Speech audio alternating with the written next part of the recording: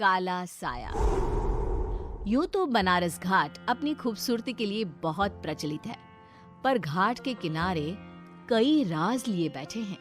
ये कहानी शुरू होती है बनारस के घाट के पास बने ममता निवास से, जहां प्रिया लाल जोड़े में ममता के घर उसकी बहू बनकर आती है।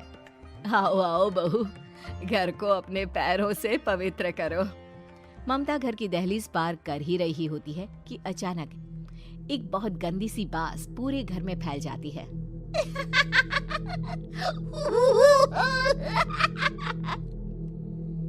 ये बदबू और ये आवाजें, ये कौन हंस रहा है माँ? अब ये पड़ोसी ना हमारे थोड़े अलग से है। कहाँ हम शाकाहारी और ये मांस मच्छी खाने वाले। छोड़, तू ध्यान मत दे और गृह प्रवेश कर। और हाँ बहू, अपनी सास की एक बात हमेशा याद रखना, इन पड़ोसियों से तो कभी बात नहीं करेगी। अच्छे लोग नहीं है ये। अपनी सास की ये बात मानेगी ना बेटा? हाँ माँ, जो आपकी मर्जी, मैं उनसे बात नहीं करूंगी। अगले दिन प्रिया अपनी पहली रसोई बनाने रसोई घर में जाती है। ये छोकी बात तो नाक में जा रही है। एक काम करती हूँ, खिड़की खोल देती हूँ। प्रिया खिड़की खोलने जाती है। इतने जाले, लगता है इस खिड़की को कभी खोला ही नहीं गया। पर ऐसा क्यों? ओह, नॉन वेज की स्मेल आती होगी ना। 2 मिनट के लिए खोल लेती हूँ, फिर बंद कर दूंगी। प्रिया खिड़की खोलती है। खिड़की खोलते ही उसकी नजर सामने वाले घर की खिड़की पर पड़ती है, जहाँ एक लड़की खड़ी होती है। हाथों में मेहंदी, लाल रंग की साड़ी, बिल्कुल सजी धजी, मानो प्रिया की तरह ही वो भी नई नवेली बहू हो। वो प्रिया को देखकर मुस्कुराती है। हे भगवान, माँ ने तो इनसे बात करने को मना किया था। प्रिया फौरन ही खिड़की बंद कर देती है और तवे पर चढ़े रोटी की ओर देखने लगती है, पर वहाँ रोटी न होकर मछली पड़ी होती है। ये क्या? पहली ही रसोई में इतनी बड़ी गलती। हे भगवान, अब मैं क्या करूं? प्रिया बहुत डर जाती है और फौरन रसोई की सफाई करने और फिर सभी के लिए खाना बनाने लग जाती है। जब वो सबको खाना परोसती है, सब तो ठीक है, मैं बेकार में चिंता कर रही थी। हे भगवान, ऐसे ही बस अपनी कृपा बनाए रखना। रात के वक्त जब सब सो रहे होते हैं, तब प्रिया को पायल की आवाज सुनाई देती है, जिससे उसकी आंख खुल जाती है। ये पायल की आवाज कहाँ से आ रही है? प्रिया उठकर उस आवाज के पीछे छत की सीढ़ियों तक जाती है। तभी उसे बच्चे के रोने की आवाज आती है। प्रिया छत पर जाती है तो क्या देखती है? वही लाल साड़ी वाली लड़की अपनी गोद में एक नवजात बच्चे को घुमा घुमा कर सुला रही है। तभी प्रिया की नजर उसके पेट पर पड़ती है। ओह गॉड, ये तो प्रेग्नेंट भी है। सुनिए, बच्चा सो नहीं रहा है क्या? मैं कुछ मदद करूं? नहीं नहीं, आपके घर वालों को अच्छा नहीं लगेगा, मैं संभाल लूंगी। स्नेहा की गोद से बच्चा हाथ मारकर प्रिया की गोद में आने को छटपटाने लगता है। दोनों घर अगल बगल में बने होने के कारण प्रिया उस बच्चे को गोद में ले लेती है। प्रिया के पास आते ही वो सो जाता है।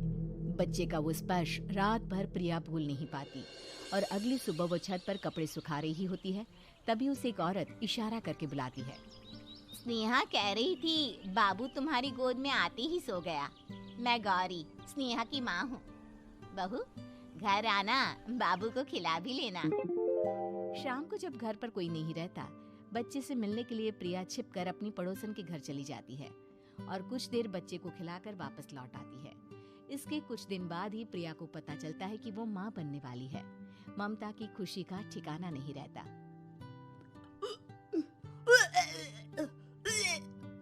माँ जी, पता नहीं क्यों उल्टी आ रही है। प्रिया भागती हुई वॉशरूम में जाती है तो हरे और लाल रंग की उल्टी करती है। उस उल्टी में से कीड़े निकलते हैं। ये क्या? खून और ये कीड़े! माँ! माँ! प्रिया की आवाज सुनकर ममता दौड़ कर आती है, पर बेसिन में कुछ नहीं होता। प्रिया हक्की बक्की रह जाती है। ये सब क्या हो रहा है? प्रिया घबरा जाती है और अपने कमरे में जाकर सो जाती है। डर के कारण वो इतनी थक जाती है कि उसकी आंख लग जाती है। तब उसे ऐसा लगता है उसके पेट पर मानो कोई बैठा हुआ हो। कौन हो? प्रिया के पेट पर एक 5 महीने की बच्ची बैठी हुई थी, जो बुरी तरह जली हुई थी। माँ, तुम ही मुझे लाई ना अपने पेट में। मैं तुम्हारी माँ नहीं हूँ। कौन हो तुम? माँ, देखो मैं जल गई बुरी तरह से।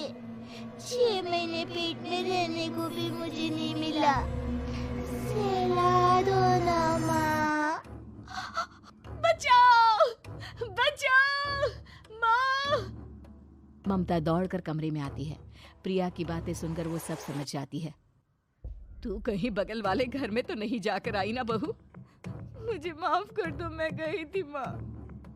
उस घर में सब मरे हुए हैं बहू। कई साल पहले स्नेहा उस घर में बहू बनकर आई थी। कुछ ही दिन में वो एक बच्चे को जन्म देने वाली थी। पूरा घर बच्चे के आने की खुशी में खोया था कि एक दिन अचानक उस घर में आग लग गई। सब बुरी तरह जलकर मर गए। गौरी आज भी दादी बनने का इंतजार कर रही है और इसीलिए स्नेहा ने अपना अजन्मा बच्चा तुम्हारी कोख में डाल दिया। ममता ये कह रही होती है कि पीछे से उसके पैरों को एक बच्चा पकड़ लेता है। दादी, दादी। माँ, स्नेहा की गोद में यही बच्चा था। ये बच्चा कौन है फिर? तेरी मौत है। तेरी भी दादी। जिस चीज का ममता को डर था वही हो गया और ममता निवास फिर से आत्माओं के साए से मुक्त हो जाता है।